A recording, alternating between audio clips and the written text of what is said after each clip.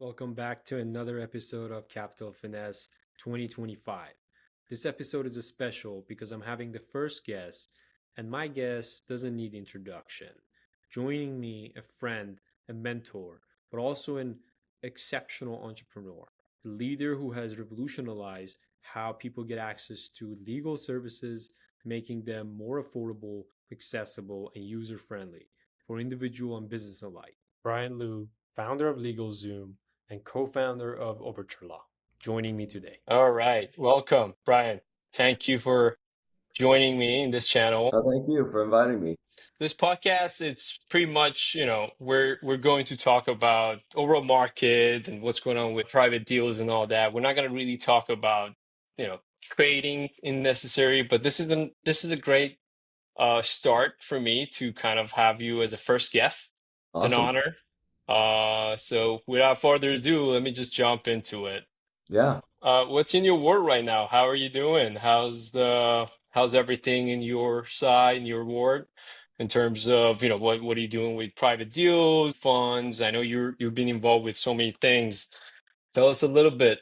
I mean, it's happening. There's start of this year, of course, dealing with all the wildfires here in Los Angeles. That was a little hectic, a little scary for the first couple weeks, but I mean, literally the year starting out with a bang. And there's opportunities everywhere. That's what I'm seeing. I mean, I'm really into distressed office right now. That's an area of focus for me. I'm working on still a new legal tech startup. I'm doing some construction projects, a lot of investing. So there's just a lot of activity all around. Yeah, I know you've been involved with, obviously, a lot of commercial real estate deals as well. What do you see in, I guess, uh, right now, or maybe next few years with this new administration and all down the road? What's going to happen with like commercial real estate in general, especially in your area?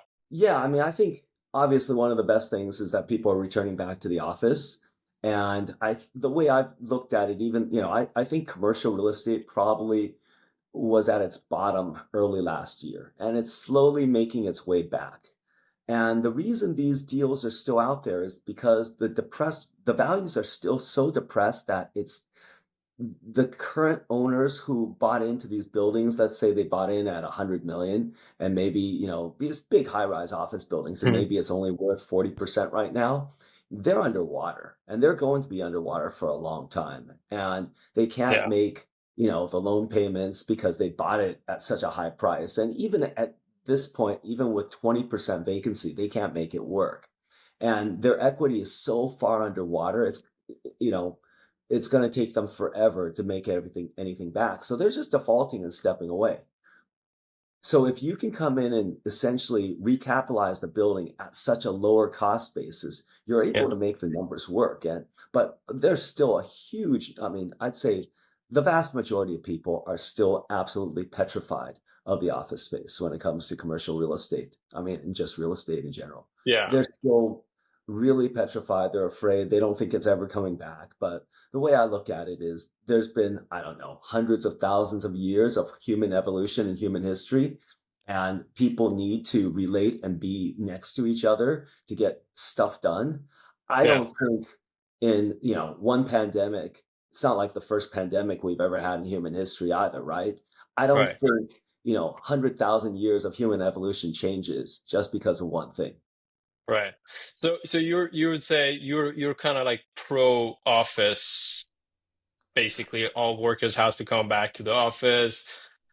Depends on their job title. What do you think? I think that Is that people what's are happening?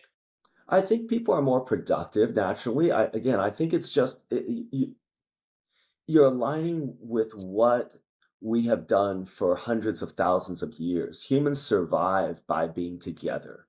They survive off of each other, and that's when things happen. I'm not saying that there's some people, I mean, look, there's been remote workforces for, decades before the pandemic. The Yeah. outsourcing in India has been happening for a long time.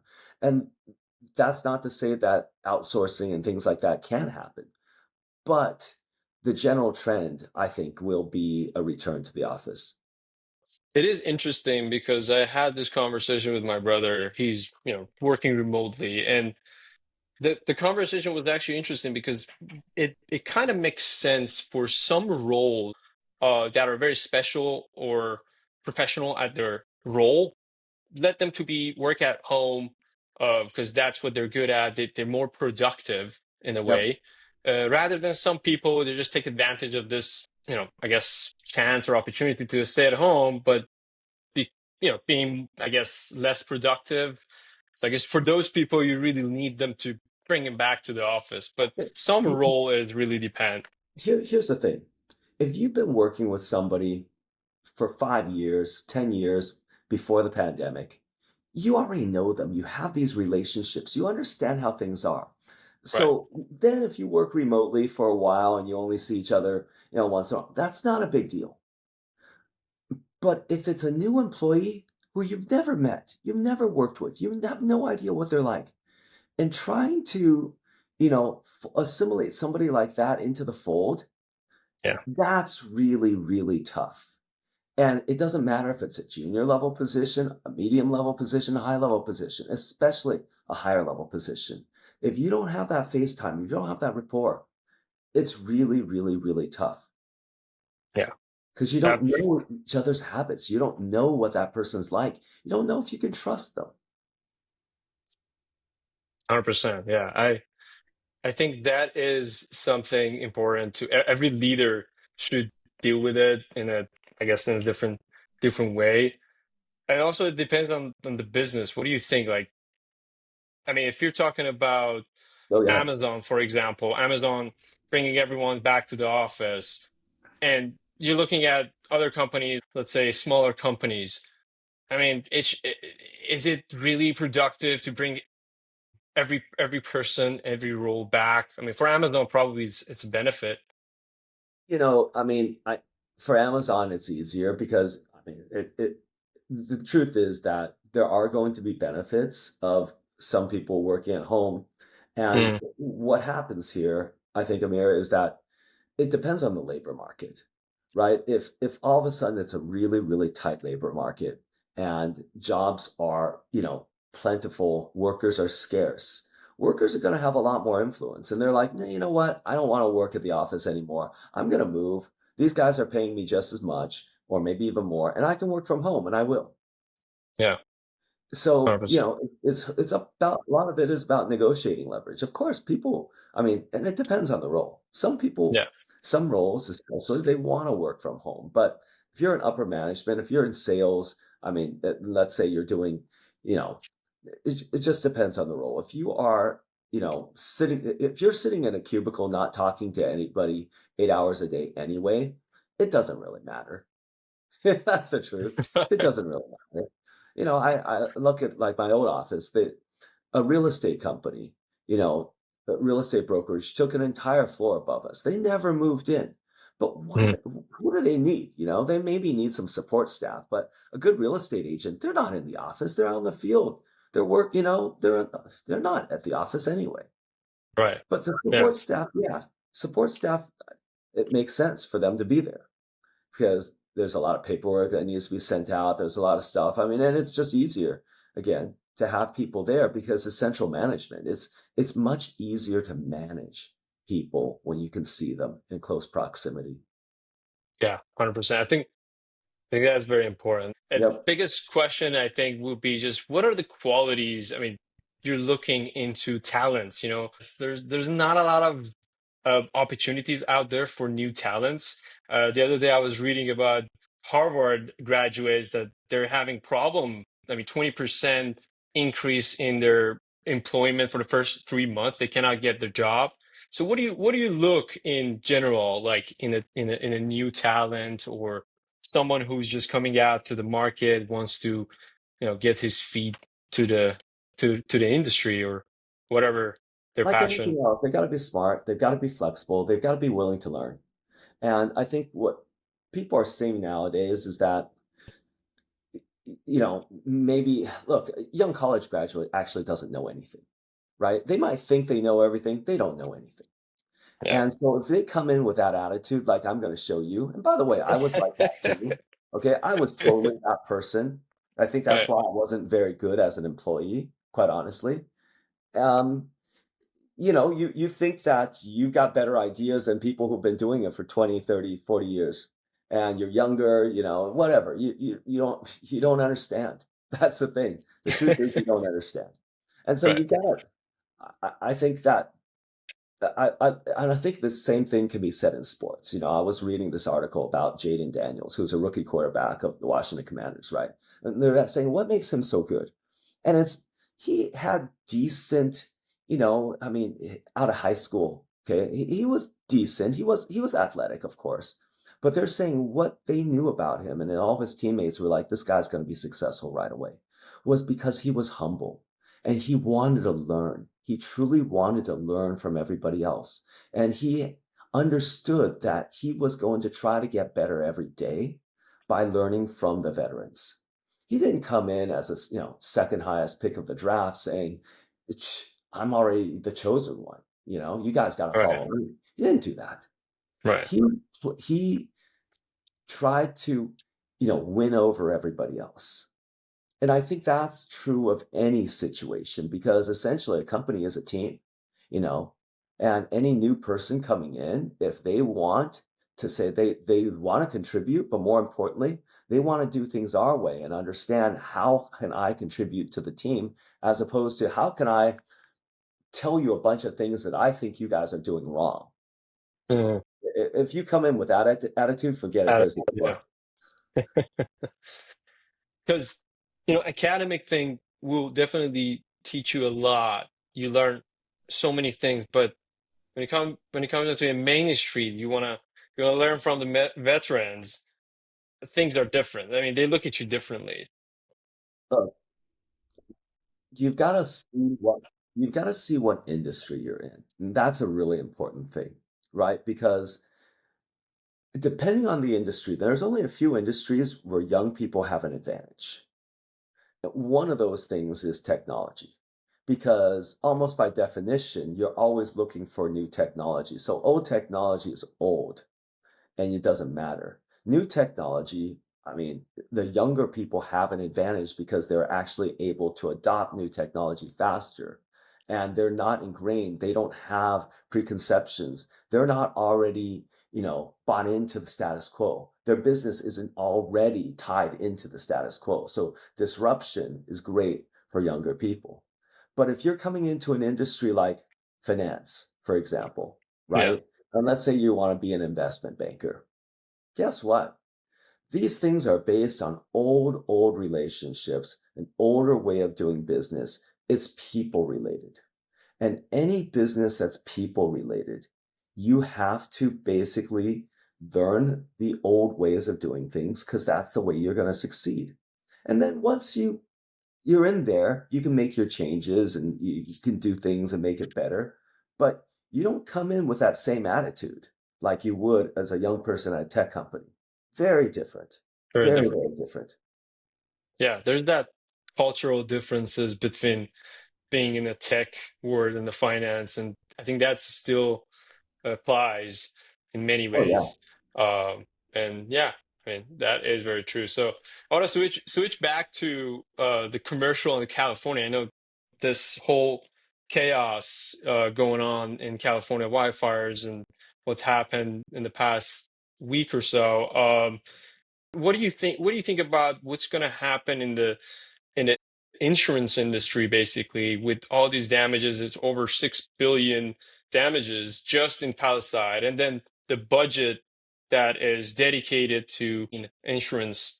They don't have much of a capital. So, what do you think is going to happen in, I guess, the legal battle side of the things? There's going to be reinsurance companies. Every insurance company is reinsured. The state, will step in regardless of what Trump says. The federal government will step in a little bit. They've got to, like everything else. There's a lot of posturing there. I mean, it's ridiculous, right? To say, oh, why? Let's say there's a tornado that goes through Middle America. Oh, you know what? Those guys didn't, cut down some trees, and we're not going to give them any money. Come on, stupid. Yeah, Right? yeah, Oh, there's a hurricane that blows through, North Palm Beach. We told yeah. you not to build no stupid high rises right on the beach because don't you know it's going to happen? No, we're not going to reinsure it. No, that's just stupid. Look, it's not just California. Everywhere, everywhere, insurance prices have gone up. Everywhere. I mean, I've got a lot of friends who own property in Florida, and those prices have doubled or tripled. Right. You know, for But homeowners. what about those people that they never try to have fire insurance? Yeah, you know what? I mean, quite honestly, I'm a true believer in, you make your decisions and you live with those decisions. I'm sorry. Right. I'm not, we're not going to subsidize you. Same thing like medical insurance. Just because you don't have medical insurance and you refuse to buy it, and now all of a sudden you've got cancer, I'm sorry. I'm sorry. Right. But dude, you should have taken care of yourself at the time. I mean, you got to live Yeah. with your consequence. You got to live with the consequences of the decisions that you make. Otherwise, it doesn't work. Nobody's going to buy insurance. Nobody.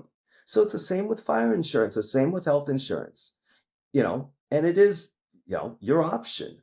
And quite frankly, a lot of places, the banks, if the banks require you to buy insurance in order to have a mortgage, then you better have insurance. Otherwise, the banks know what they're doing.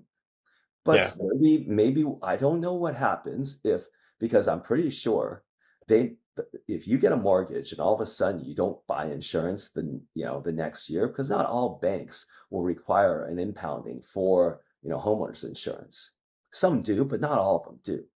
And if Yeah. they don't and you stop paying, I mean, I know you're in default of the covenants, but still, what happens? I don't know. The bank loses money.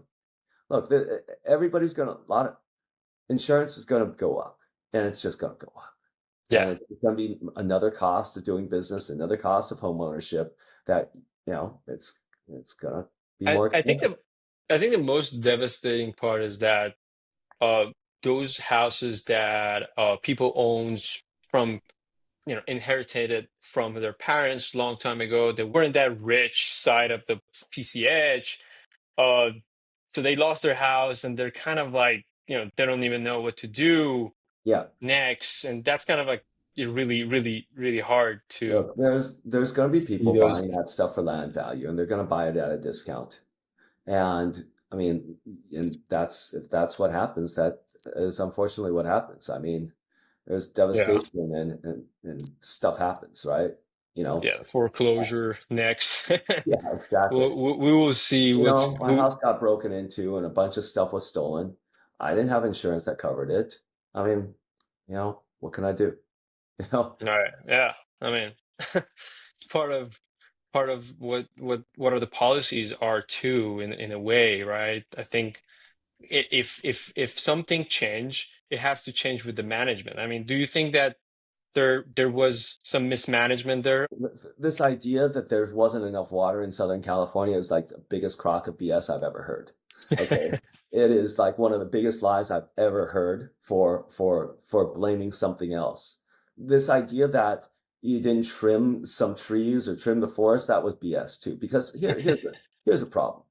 When you've got these monster winds and it was probably started by arson or it was started by some homeless person doing Right. something, but it was most likely arson. Yes, most likely.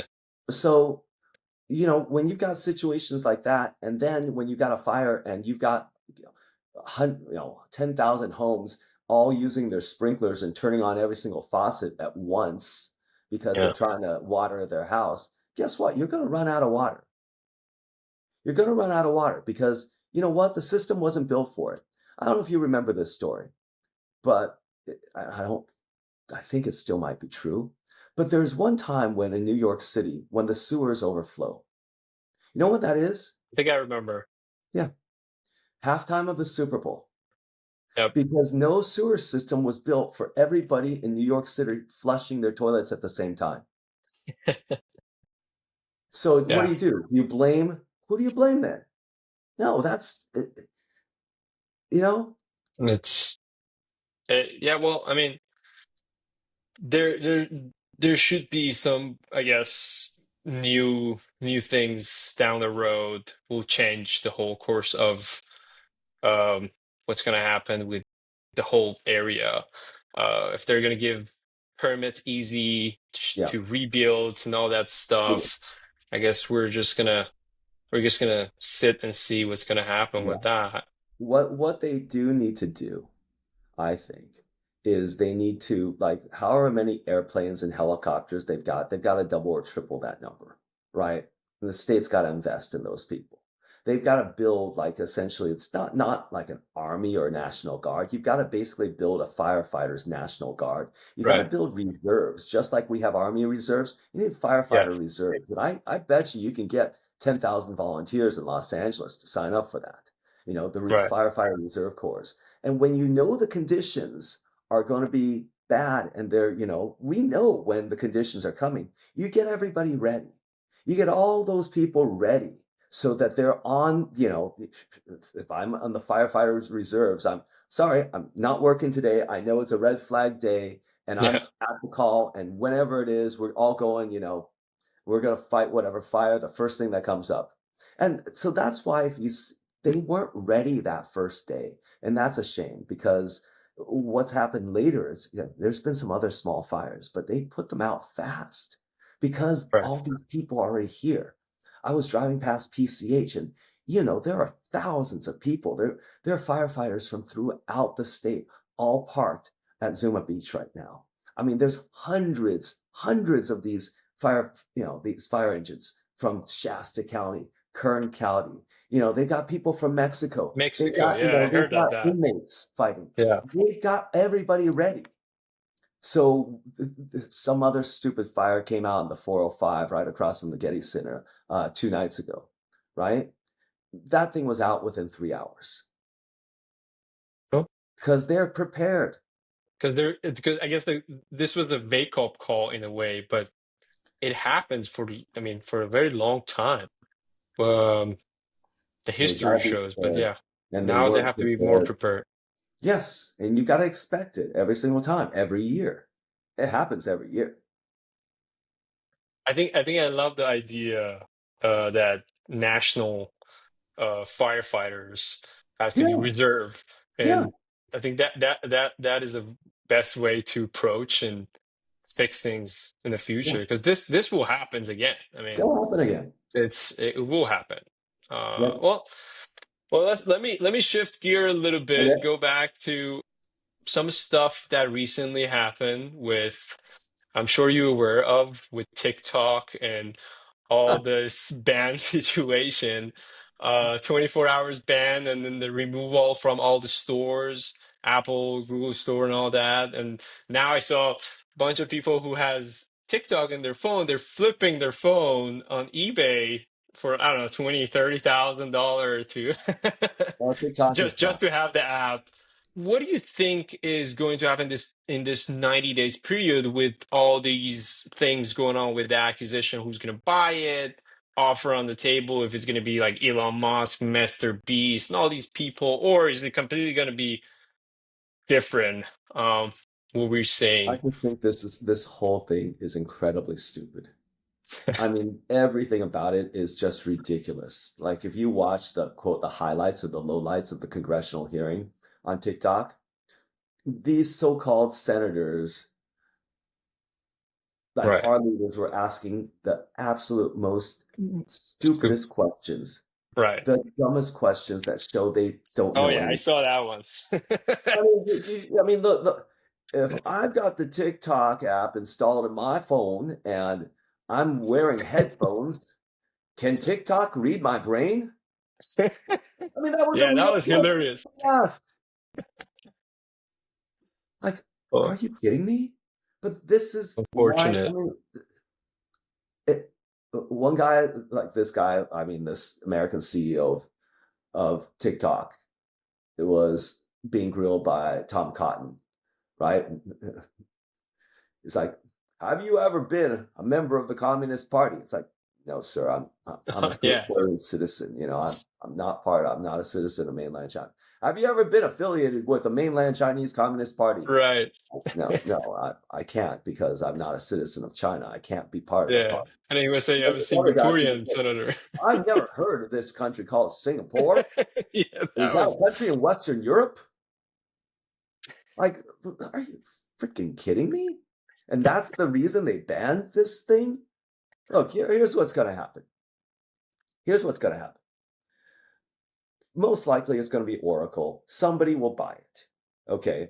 Somebody will buy it. They'll buy a percentage of it. And there, one way or the other, there is going to be a backroom deal where DJT, the stock, or the person will personally benefit in a giant way from this. I guarantee you that's going to happen. Now, if you're really smart about it, it's not going to be that obvious. He's not that stupid. He's not going to be that obvious. But let's just say Ellison buys it, and now it's part of Oracle. Doesn't matter if he buys it. Give it another few years, he's going to then buy DJT as a, oh, no, it's not a payback. Oh, I think it's a great investment because we're combining two of the best social media companies in the world. I'm going to tell you Right. who's not going to own it, who will not own it, and that's Elon Musk. Because for one Yeah. simple reason, Trump does not want power, too much power in one hand. He doesn't want to create another rival who's going to be more powerful, because Right. then he'll have too much influence. He wants there to be more parity because he doesn't want one person to have more influence than him. That's why, that's why just a few days ago you saw it was Sam Altman, it was and whatever, the SoftBank guys and these other guys talking about some $500 billion AI investment. Very next day, Musk goes on and poo-poos the whole Yeah. thing. Yeah. That was interesting, actually. I was looking at the thread and it was a battle between Elon and Sam Altman.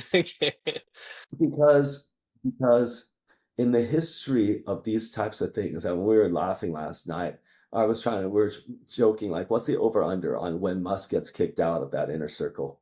How many months? I don't know.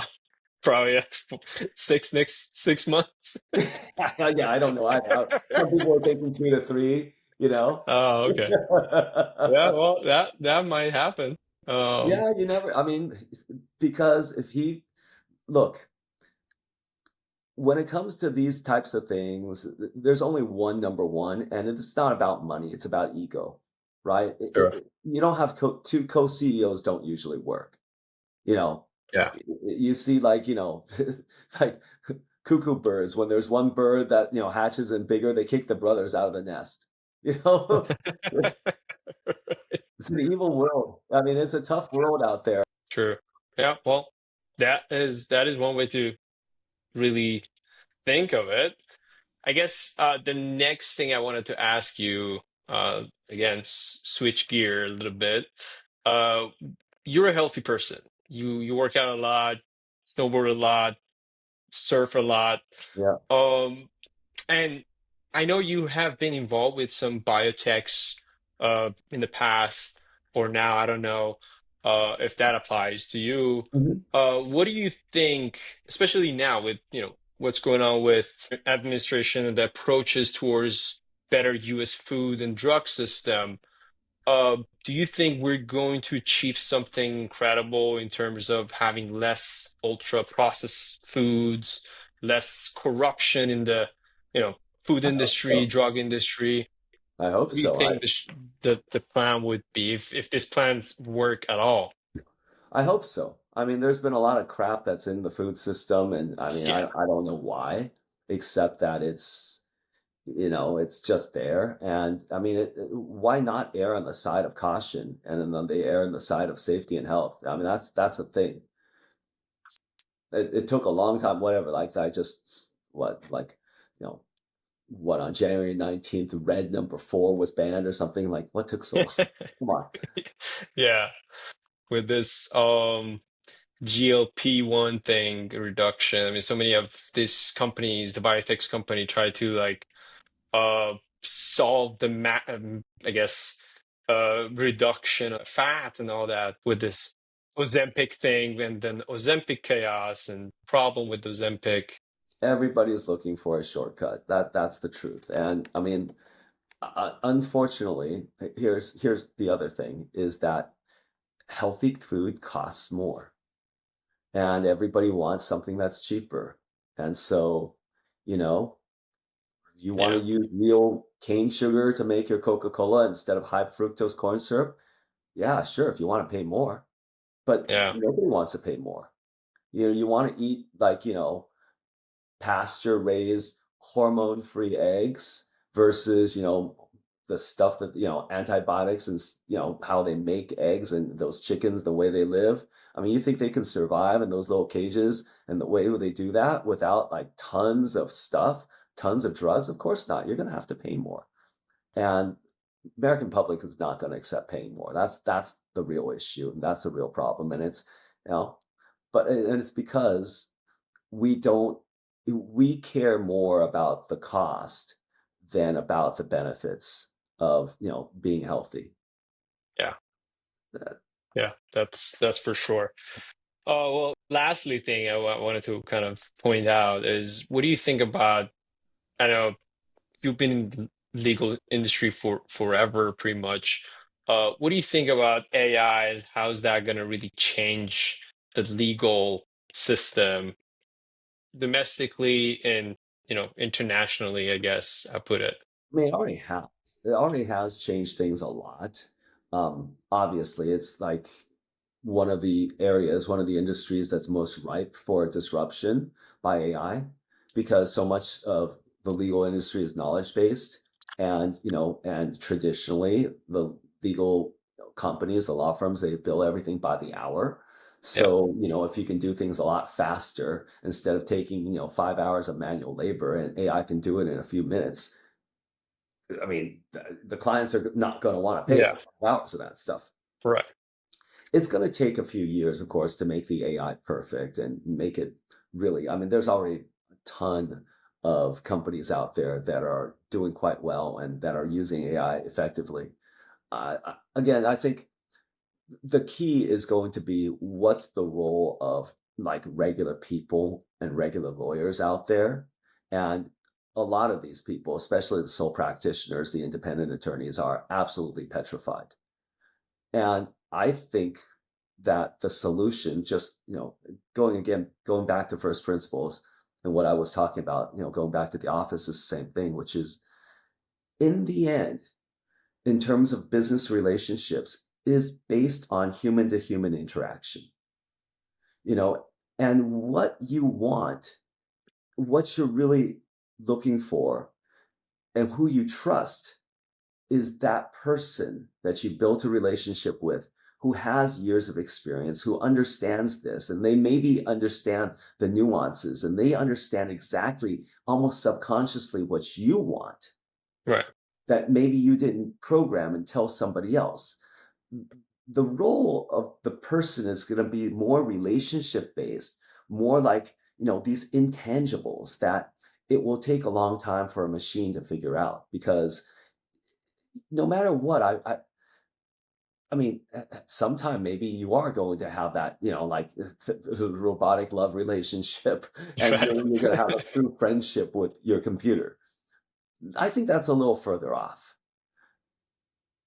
Yeah. And that's the role of what, these legal advisors, lawyers, and any professional, and almost any professional business. It doesn't matter if it's accountants, doesn't matter if it's in finance, it doesn't matter if it's, picking stocks, whatever. It's going to be relationship based. And that's what people need to move towards in order to understand that's the role of AI, but this is the role of humans. Makes sense. I mean, I guess lots of smaller businesses, they don't have much of capital to hire, expensive lawyer or use the services that is not as, I guess, expensive. Yep. They use AI to draft the contract Oh, of for course. themselves, No, of and course. and they kind of rely on it and trust Oh, that yeah. thing. But no one is there to kind of validate that contract, if it's whatever it is, purchase agreement, let's say. Um, Yeah. do you think that's going to be the norm Oh, for yeah. some time? Yeah. Oh, yeah, And people are going definitely. to learn from it. People are going to I mean, be and their own lawyers in a way. that type Mhm. of AI is going to get better and better. And again, if people weren't, maybe drawing a agreement on napkins, or, they're handwriting something, or they're just downloading a form versus using AI to draft something, it it's better. And everybody has a budget, and everybody, depending on what you're doing, it's you spend what you can afford, and you spend what you need at that time, right? If you're starting this growing business and you want a contract, okay, it makes sense. You can't afford anything else, and it's going to be good enough for your needs. Is it going to be perfect? No. But let's say now your business is worth, tens of millions of dollars, and you need a contract. And maybe you're like, okay, well, what I used a few years ago when I started out is not good enough for what I need today. Right. No, that makes sense. Well, Brian, it was a great time having you on this channel. Last thing, what do you think? Closing thought, anything that you want to put it out to a young entrepreneur that going out there try to, do something special for themselves or anyone else that thinks this is valuable. It- it- Look, entrepreneurship is amazing, but it's not easy. It's really not easy. And you have to understand that it's not because I'm saying it's not easy because I want it to be, oh yeah, I love challenges. Oh yeah, I can handle it. You will you will put yourself through so many challenges. You'll see, how it works. And quite honestly, you have to know yourself whether this is a good path for you or not. I mean, don't get lured in because I see somebody else doing this and that. You just have to know yourself. And there's different ways of being an entrepreneur. It's not like everybody has to start the next giant multi-billion dollar tech company. Yeah, There's little things that you can do yourself, whatever it is. And just understand that, in the end, play to your strengths and just be true to yourself. right. Well, you always have the uh best words, I guess, advice for me personally really affected me. For those out there watching this, take a note. It's amazing to have these points, and it really helps to have a good mentor, someone you can find that you can talk to, speak, and learn from. Well, this is it. This is the wrap. Thank you so much, Brian. Thanks Okay. for joining me, for being a first guest in Capital Finesse. So Wow. yeah, I'm this is an honor. Thank you okay. so much, Brian. I Thank appreciate it. you. All All right. right. All right. Bye All bye. right. Thanks for watching or listening to this episode. Make sure to subscribe to our newsletter to be the first to get exclusive updates and insights.